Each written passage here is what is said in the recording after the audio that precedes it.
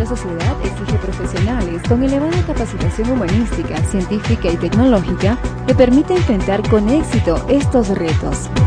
En este contexto, la Universidad Roosevelt forma licenciados en enfermería altamente competitivos, capaces de ejercer exitosamente su carrera e integrarse al medio para lograr el desarrollo que el país y la región requieren. Durante su formación, el alumno es capacitado para brindar cuidados de enfermería de alta calidad al individuo, familia y comunidad en las diferentes etapas del ciclo vital, utilizando para ello el proceso de enfermería, PAE, como metodología de intervención.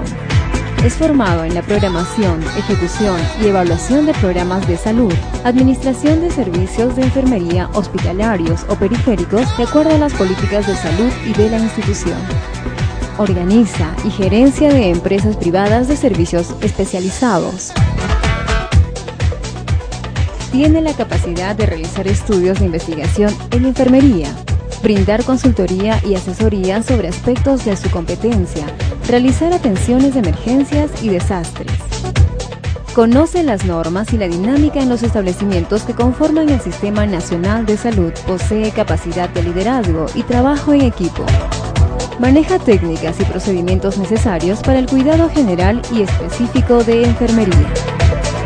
Su amplio campo laboral le permite realizar sus funciones en la comunidad, puestos de salud, centros de salud, hospitales de apoyo, instituciones especializadas, centros educacionales y laborales, así como para ejercer libremente su profesión, ya sea de manera individual o constituyendo empresas privadas de servicios especializados en enfermería.